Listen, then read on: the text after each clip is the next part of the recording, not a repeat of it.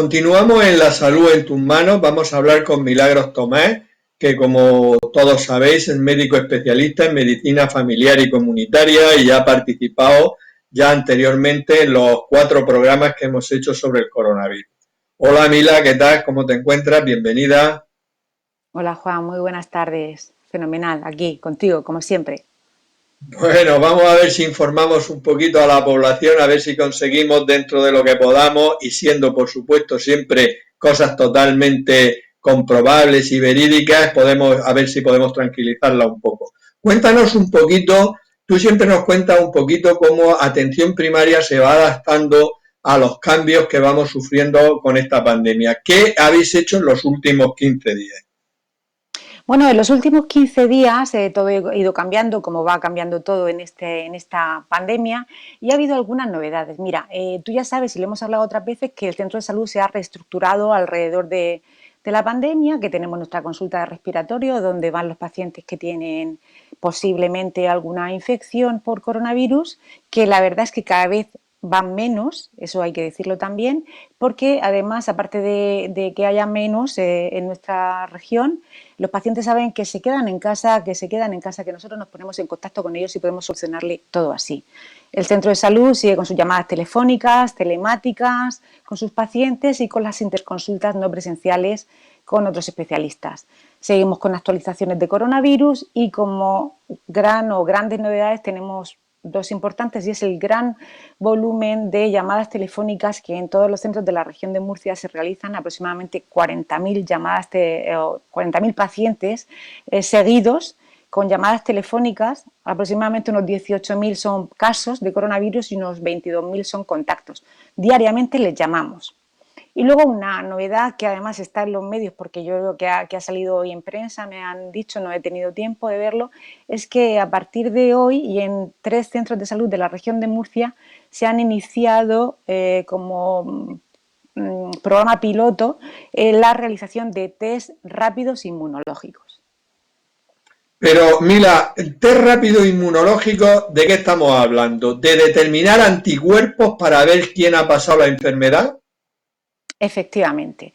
Nosotros, de los pacientes que tenemos, porque va a haber test inmunológicos rápidos para esos 18.000 pacientes, nosotros de esos pacientes que seguimos diariamente, cuando han pasado 14 días de seguimiento y de 3 a 5 días que están asintomáticos, su médico de cabecera, si no esta semana porque ha empezado a pilotarse solamente en 3 centros de salud, la semana que viene o en sucesivas, le va a llamar por teléfono y le va a indicar que tiene que acudir al centro de salud a realizarse un test para detectar cuál es su estado inmunológico, para ver si ha pasado la infección y si tiene defensas frente a esa infección. Vale, que ese test se hace con una gotita de sangre en una tirita, se puede hacer. Efectivamente, es muy fácil. Citamos al paciente, le decimos que venga al centro de salud en una hora determinada, cada cuarto de hora citamos a un paciente para que no coincidan, le indicamos que debe venir con mascarilla y solo, para que solo pase él al centro de salud, se le hace un pinchacito en el dedo como los test de glucemia capilar, se pone en una tira donde va a dar, como si fuese un test de embarazo, en realidad es como una rayita que sale si está bien hecho el test y luego te indica si ha habido o no infección porque sale si tiene o no inmunoglobulinas, que son esos anticuerpos. Siempre se ha dicho que claro, el personal sanitario y no sanitario, que también está en primera línea, pero ahora te quiero preguntar por los sanitarios, que han tenido un porcentaje muy alto de infecciones. En Murcia, ¿cuántas personas de los sanitarios están infectados por coronavirus? Pues me miré este fin de semana los datos un poco que había así de epidemiología de nuestra consejería y hablaba de más de 306, 310 sanitarios afectados por el coronavirus, siendo estos más o menos como unos 90 personal de enfermería. Aproximadamente esa misma cantidad, un poquito menos, auxiliares de enfermería y como unos 66, 70 médicos. También hay celadores y otros estamentos dentro del personal sanitario, pero más o menos esa es la distribución. Que es un porcentaje muy alto, ¿no? En relación a la población general. Claro, esto lo que demuestra es que están en contacto directa con muchos pacientes que tienen el virus, claro. Efectivamente, estamos como en primera línea de contacto con los pacientes que bueno, que están afectados posiblemente por el coronavirus, sí. Ya. Y también puede indicar que quizás no hayáis podido trabajar con todas las medidas de protección adecuadas. Espero que eso se esté solucionando. ¿Se está arreglando algo en ese sentido o está llegando más material de protección, tanto a los sanitarios como a todas las personas que están? Me refiero también, bueno, tú conoces los sanitarios. ¿Está llegando Sí, más material?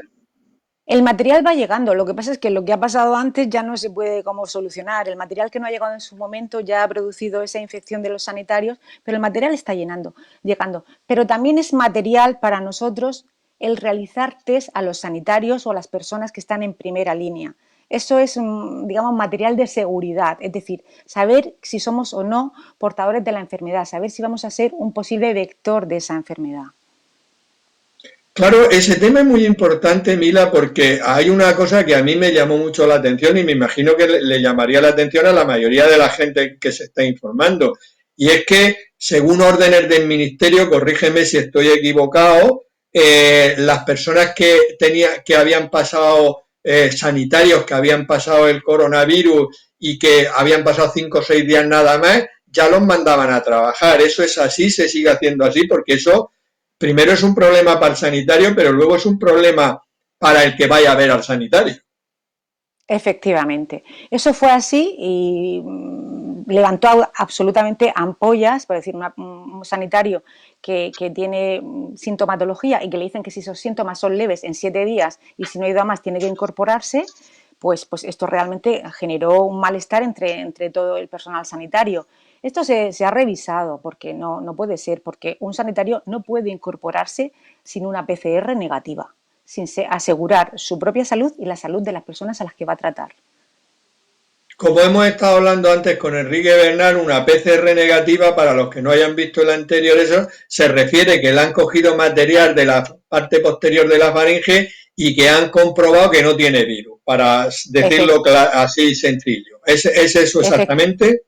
Eso es una PCR negativa, efectivamente. No existe material genético del virus Del presente en virus. esa muestra. Sí. Vale. ¿Y eso se está haciendo ya ahora a los sanitarios que se incorporan a trabajar después de haber pasado el coronavirus? Se está empezando a hacer. Han llegado, ya lo habréis. Sí, sí, Joder. es que todo es como que se está. Esperemos que se vaya incorporando, porque es que realmente lo necesitamos. Necesitamos saber en qué situación y cuál es la situación actual de los sanitarios y saber a quién podemos poner en primera línea a trabajar. Se está empezando a hacer. Es verdad que se ha dicho que se podían hacer 1000 PCRs al día, pero ha habido una serie también de problemas a la hora de recogida de muestra y tal. Pero lo previsible es que se haga. Vale. O sea que no se está haciendo a todo el mundo, pero que la idea es de que todos los sanitarios y todo personal que estén contando con se le haga la PCR, que es decir, Efectivamente. determinar que no tiene infección por el virus en ese momento. Efectivamente, si no, en su caso se podría utilizar un test inmunológico, es decir, estos test rápidos que hacemos. Con el test rápido lo que Ya. vemos es si el paciente o si el sanitario, porque los test rápidos en principio están previstos para hacer a posibles casos de coronavirus, pero también se quieren extender a personas que han estado en un contacto muy estrecho con personas afectadas y también a personal sanitario. Saber, con ese test podemos saber si el personal sanitario ha estado en contacto o no. Y si ha estado en contacto, si su inmunidad es, o sea, si está en un proceso infeccioso agudo en ese momento o si ya lo ha pasado. Por eso estos test rápidos Exactamente. también son importantes para el personal sanitario, sí. Vale. Que ahí lo que determina es de manera rápida son los anticuerpos que esa persona ha producido contra el virus. Efectivamente. Hay anticuerpos que Vale, se no, producen de lo comento forma. porque como la gente oye test rápido, test tal, ¿sabes? No. Bueno, Oye, Mila, test y vamos a rápido, ver una cosa. sí. Di, di, di.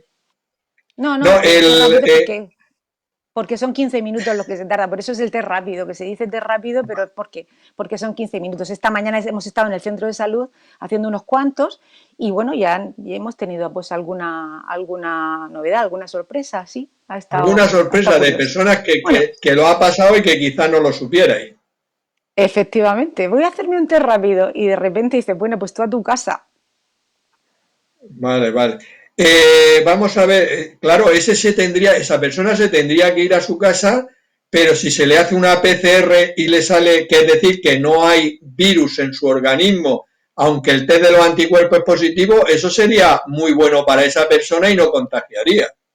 Efectivamente, convendría después de un test rápido de anticuerpos, poder saber cuál es la situación, digamos, de infectividad de la persona. Exacto.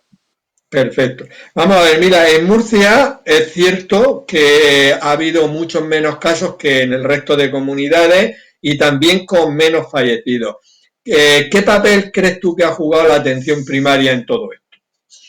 Pues tenemos la tremenda suerte de haber sido la comunidad autónoma menos afectada, quizá porque hemos puesto las mismas medidas que el resto de España al mismo tiempo que el resto de España, es decir, el confinamiento, el quedarnos en casa. Hombre, yo creo que la atención primaria ha sido muy importante, pero esto es un trabajo en equipo, Juan. O sea, esto es un trabajo de todos, desde servicios de urgencia, 112, puertas de urgencia, plantas de hospital, UBI, reanimación, hasta las personas que se quedan en su casa, hasta los niños que están deseando salir a un jardín. Esto es un trabajo en equipo. Somos como hormiguitas que estamos moviendo montañas. Entonces, es muy importante saber que esto lo conseguimos entre todos.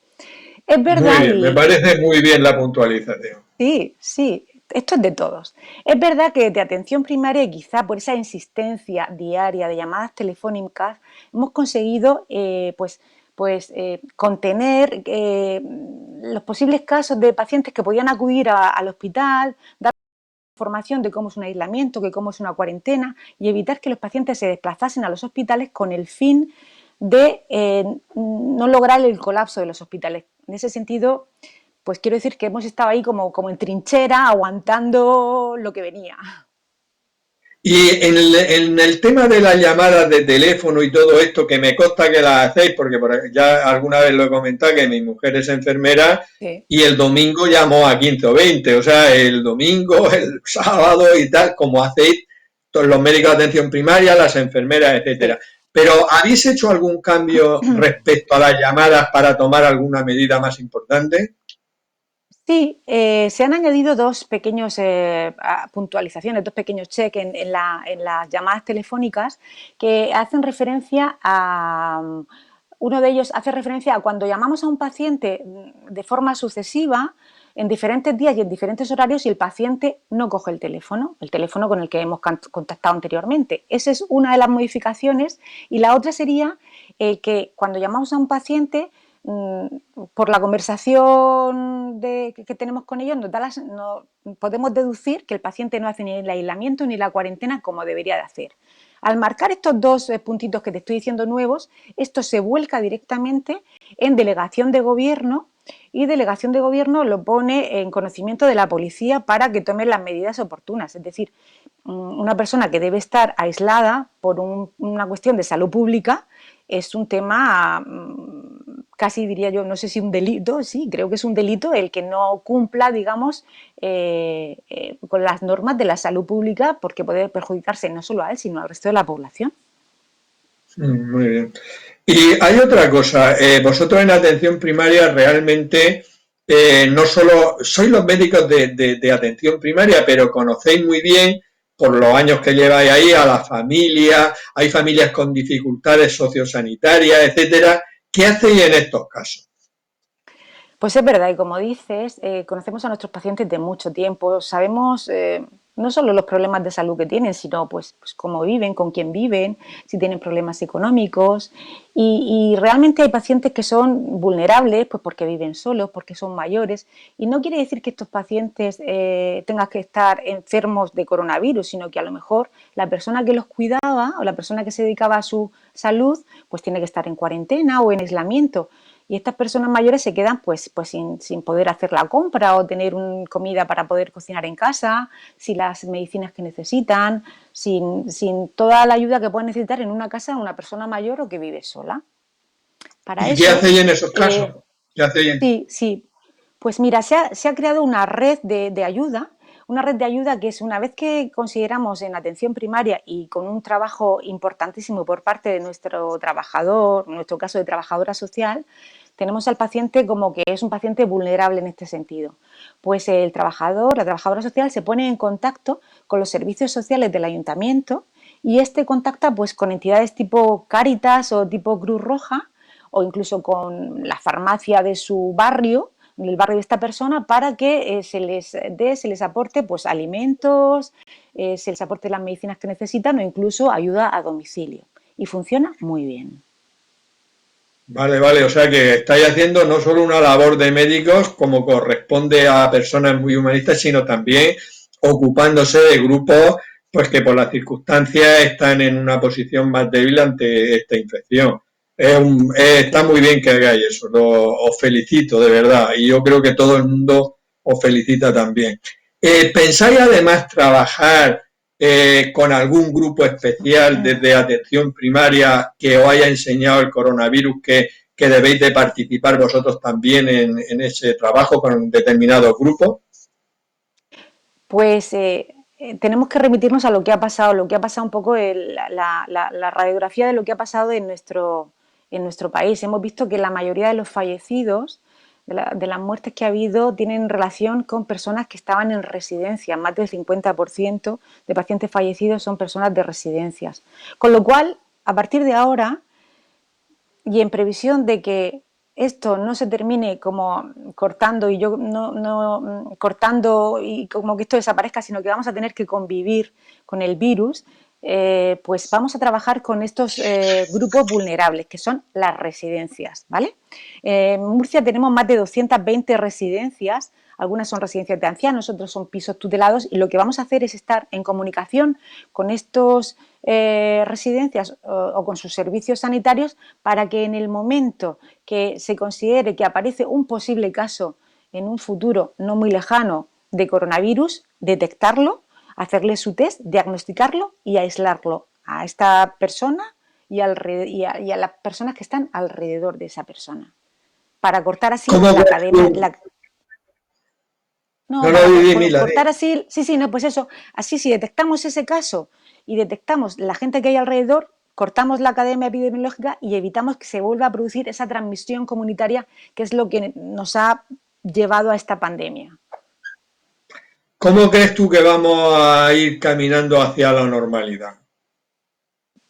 Yo creo que la normalidad va a ser una nueva normalidad, que quizá no se va a parecer nada a lo que hasta ahora era nuestra vida normal, que vamos a tener que acostumbrarnos a la distancia social, a nosotros que somos tan de calle, tan de fiestas, tan de tocarnos, tan de estar en las terrazas, vamos a tener que acostumbrarnos a esa distancia social, a funcionar con mascarilla más veces de la cuenta, o la mayoría de las veces, y vamos a tener que estar muy, muy, muy atentos a posibles nuevos pequeños rebrotes para evitar llegar a más. No podemos Y bajar la para guardia. terminar, y para terminar, Mila, ya que vuestra labor, junto como tú has expresado muy bien, con muchísimas más personas sanitarias y no sanitarias, está siendo vital para controlar esta epidemia, pero vosotros como sanitarios y al ver está en primera línea, ¿qué pediríais al gobierno autonómico, al gobierno central, para poder hacer mejor vuestro trabajo? Pues pediríamos esas medidas de seguridad que hoy día ya no son solo las mascarillas, los guantes o los trajes de protección, sino test. Necesitamos test para el grupo de los sanitarios. Necesitamos saber en qué situación nos mantenemos, porque eso es seguridad. Test y test es lo que necesitamos. Y así en Muy plan bien. reivindicativo, pero siempre constructivo, Reivindica algo, quisiera. que es bueno reivindicar. No, sí, pero siempre de forma, yo creo que hay que ser positivo. Igual que veo que esto va mejor, porque también quiero decirlo, que la gente o que la población lo está haciendo muy bien, lo está entendiendo bien, pero que no tenemos que bajar la guardia, que no tenemos que relajarnos.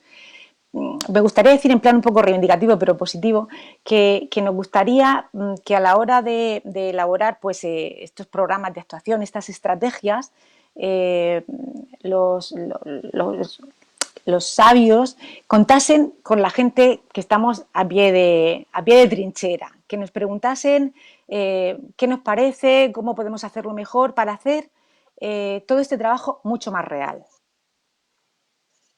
Yo creo que esto que acabas de apuntar, Mila, es muy, muy importante. De hecho, el otro día, por ejemplo, leía un artículo de por qué en Lombardía la cosa ha ido tan mal y en el Véneto ha ido muchísimo mejor, siendo regiones que están cerca. Y parece ser que es que en el Véneto vino un señor allí de 84 años que había estado toda su vida haciendo trabajo de campo y entonces habló con el gobernador de esa zona y le dijo lo que había que hacer 10 días antes de que el resto. Y los resultados han sido espectaculares. Y este hombre decía, no lo digo yo, lo decía este hombre, que muchas veces que se toman decisiones gente que está en los despachos y que no conoce el campo. ¿Me comprende? No ha hecho trabajo Totalmente. de campo como hacéis vosotros y como hacen muchísimos más médicos y muchísimos más sanitarios de todas las ramas. O sea, que eso está muy bien, que se cuente con la gente que ve a los pacientes todos los días. Efectivamente, Juan, efectivamente. Muy bien, pues Mila, muchísimas gracias por estar otra tarde más, otra tarde noche más con nosotros. Y nada, antes le decía a Enrique que yo espero y deseo no tener que hacer más programas sobre el coronavirus, pero realmente a lo mejor tendremos que hacer algunos más. Muchísimas A gracias por estar disposición. con nosotros. Lo que haga falta, Juan. Un beso muy grande.